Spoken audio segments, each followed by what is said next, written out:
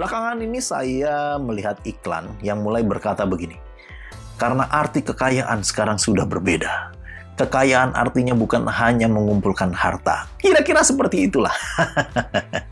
Mungkin Anda juga ada yang mendengar iklan-iklan itu bermunculan di media sosial. Tetapi apa yang firman Tuhan katakan, saudara? Saya percaya hukum yang terutama, kalau kita taati dan kita lakukan, itu akan membuka pintu berkat. Sekali lagi, hukum yang terutama yang ada dalam firman Tuhan, kalau kita lakukan, itu akan membuka pintu berkat. Hukum yang mana, Pastor? Renungkan Matius 6:33. Saya bahkan percaya semua orang yang mendengarkan Mutiara Hati hari ini tahu dan hafal ayat tersebut. Apa ayat? Coba katakan sama-sama saya. Tetapi carilah dahulu kerajaan Allah dan kebenarannya, maka semuanya itu akan ditambahkan kepadamu. Bangsa-bangsa yang tidak mengenal Tuhan mencari-cari, tetapi Tuhan justru melimpah-limpahkan semua berkat yang dibutuhkan oleh anak-anaknya dalam kehidupan kita. Hukum yang terutama, firman Tuhan berkata apa? Carilah dahulu. Kata dahulu ini penting, saudara, yaitu set dulu hati kita kepada hal-hal yang terpenting, yaitu apa? Kerajaan Allah dan kebenarannya.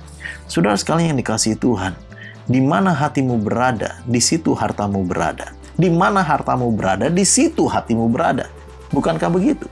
Karena ketika kita hanya memikirkan perkara-perkara duniawi, maka harta pun kita akan investasikan, akan kita tanam ada di sana.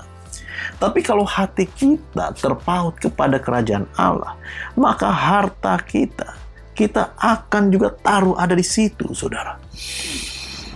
Pertanyaannya adalah, apakah Anda percaya bahwa kerajaan Allah sesuatu yang penting dalam hidupmu? Kebenarannya adalah sesuatu yang utama di dalam hidupmu. Kalau Anda percaya, maka lihatlah setiap berkat Tuhan yang Tuhan percayakan dalam hidup Anda, Anda juga akan tanamkan dalam setiap pekerjaan Tuhan dan kerajaan Allah akan diberkati. Dan pada saat itu Anda akan mengerti dan menyadari bahwa kita bukan hanya membangun kerajaan di dunia ini, tetapi kita juga mengumpulkan harta di surga. Dan ngengat karat tidak akan memakannya. Waktu kita sampai ke surga, kita akan melihat betapa besar kasih karunia Tuhan berikan kepada kita. Jangan menjadi orang-orang yang pelit, menjadi orang-orang yang medit, menjadi orang-orang yang sangat egois. Karena setiap sen dalam hidup kita tidak bisa menyelamatkan nyawa kita.